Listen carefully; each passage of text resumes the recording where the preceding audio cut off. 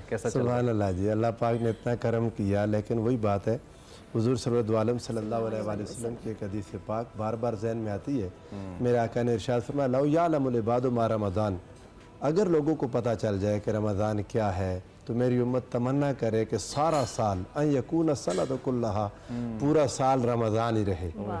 यानी ये जो हमें एक थोड़ी सी तकलीफ़ आती है ना, बाज़-औक़ात प्यास की, बाज़-औक़ात भूख की, ये भी बड़ा अजर है। जब एक इंसान भूखा है, प्यास उसे लग गई, उस तरह भूखा नहीं, भूख लगी हुई वाला भूखा, ठीक, तो खाना भी है घर में, पानी भी है और अकेला है, दस्तरस में भी है, हाँ अकेला है और देख भी कोई नहीं रहा।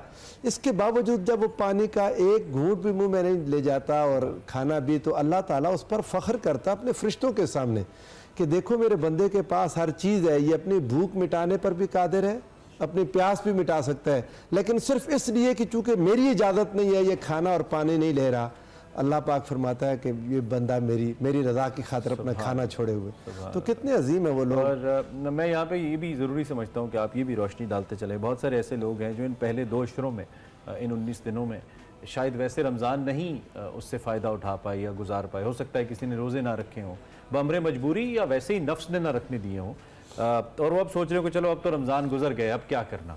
तो क्या उनके लिए अब भी गुंजाइश है कि get back to this holy month and आज से शुरू करें तो इंशाल्लाह अल्लाह पाक की ज़ात बड़ी करम फरमाने वाली। ओए होए, अभी से जी, आज से भी नहीं, इसी रफ्तार में बैठ जाएं, अल्लाह के हुजूर तौबा ताइब हो जाएं, नदामत के आंसू बहा लें, अल्लाह के हुजूर रो पड़ें, या अल्लाह मुझसे गलती हो गई, मेरे मालिक मुझ पर करम फरमा, मैं नहीं कर सका, अब मुझे तौफीक भी अता फरमा और मैं करने का इरादा करता हूँ।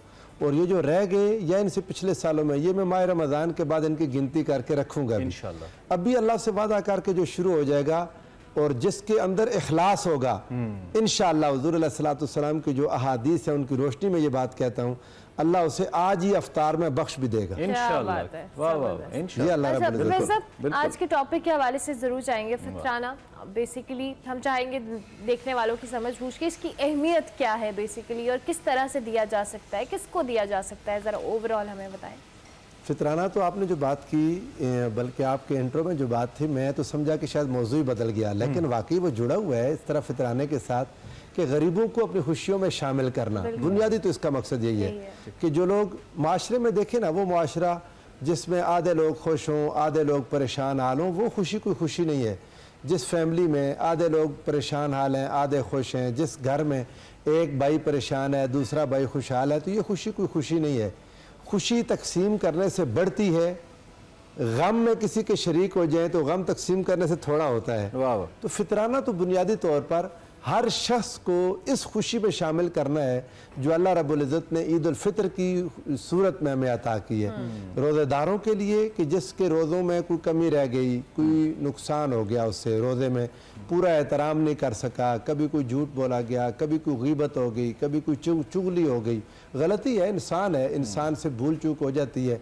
तो जो गलतियाँ इंसान से माह रमज़ान में कोशिश के बावजूद भी कुछ ना कुछ गलतियां उससे फिर हो गई, तो ये सदका उन गलतियों का इजाला है।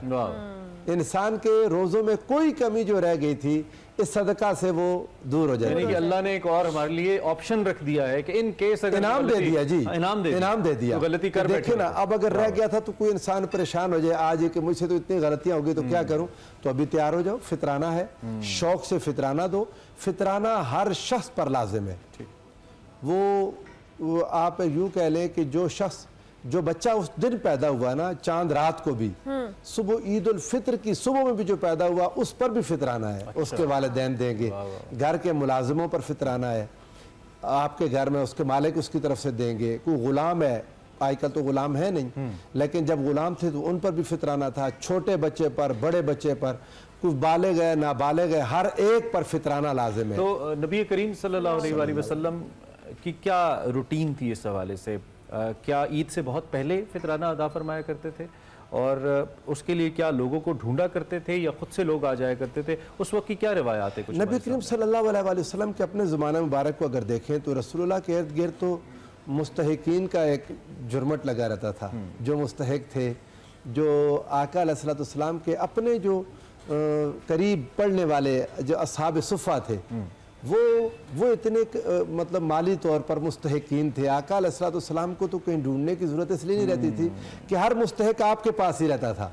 हुज़ूर नबी करीम सल्लल्लाहु अलैहि वसल्लम के अपने ज़माना अक़दस में जब तक अपनी ज़ाहिरी हयात तय्यबा रही, अभी मक्का में, मदीना मुनव्वरा में अभी इतनी माली वसअत नहीं थी आई, माली वसअत नहीं आई थी। वैसे ये जो जब खैबर वगैरह के फतह होने के बाद वसअत आ गई थी ज़रूर, लेकिन अभी इतनी ज़्यादा आई नहीं थी। रसूलुल्लाह सल्लल्लाहु अलैहि वसल्लम ने अपने घर में इस वसअत के आने के बावजूद भी, जो खैबर की माल गनीमत की सूरत में था, अपने घर में अभी दौलत नहीं दाखिल होने दी। हुज़ूर अलैहिस्सलाम ने तो अपने घर में ये दुनिया को तलाक दे रखी थी, अपने घर में नहीं आने दिया। लेकिन इसके बावजूद अपनी अज़वाज की तरफ से, ख़ुद अपनी तरफ से रसूलुल्लाह सल्लल्लाहु अलैहि वसल्लम ने फ़ितराना अदा किया और हर किसी को लाजिम किया। फरमाया कि तुमने फ़ितराना देना, और 4 चीज़ों का नाम है हदीस पाक में। आका अलैहिस्सलाम ने फरमाया जौ, एक सा तकरीबन आप यूँ कह लें कि 3.5 किलो से कुछ थोड़ा सा ऊपर है। अच्छा, 3.5 किलो आप कह लें। ठीक है। 1 सा जौ, 1 सा किशमिश, 1 सा खजूर या पनीर, ये 4 चीज़ों का नाम है। ये जो गंदम है, गेहूँ जिसमें हम आजकल देते हैं, इसमें आधा सा की रिवायत है। हुज़ूर नबी करीम सल्लल्लाहु अलैहि वसल्लम किलो में कितना बनता है?